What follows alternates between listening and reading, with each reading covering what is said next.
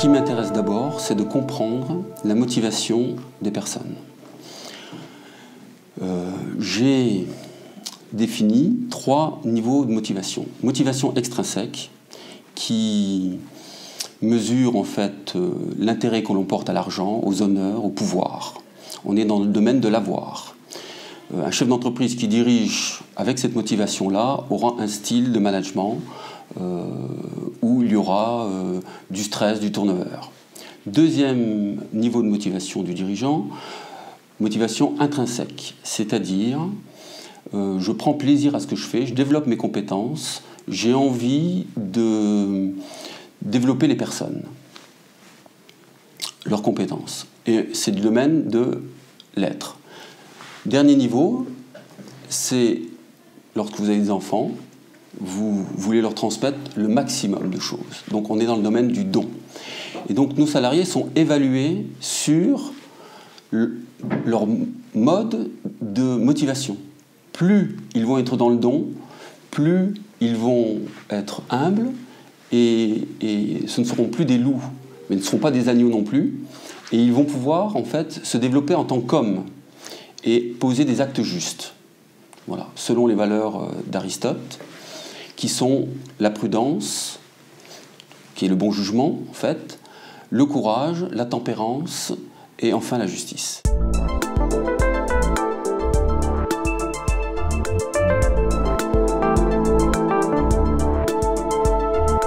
D'abord, il y a beaucoup d'associations qui sont dans le département et qui se préoccupent, des chefs d'entreprise qui se préoccupent de ce sujet. On va dire, les entrepreneurs d'avenir, par exemple, Ethicom, où il y a des réunions mensuelles où chacun vient faire des exposés, où on essaie de travailler ensemble pour trouver des solutions.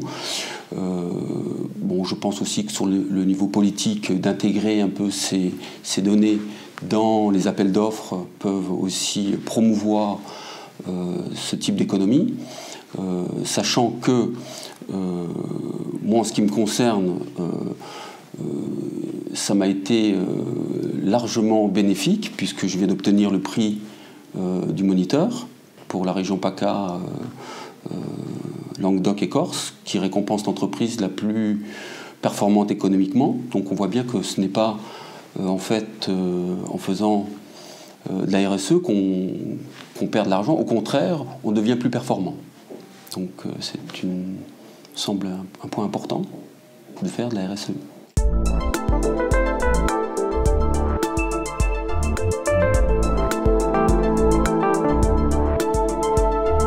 C'est extrêmement important parce que c'est à partir de la tête, si je puis m'exprimer ainsi, que les choses peuvent se développer. Si en haut des montagnes il n'y a pas de neige, il n'y a pas de ruisseau. Donc les mouvements patronaux sont essentiels,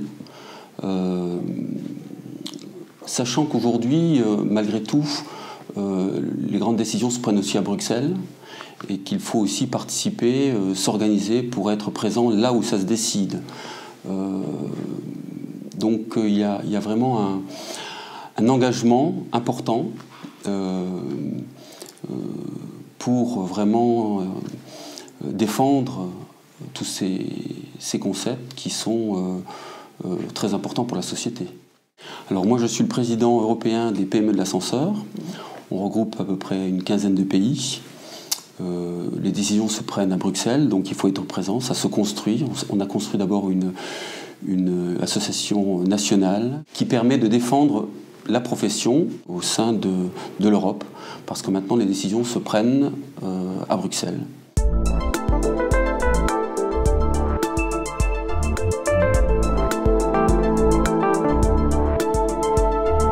Ce qui me surprend toujours un peu dans les écoles de commerce, c'est qu'on essaie de former des loups.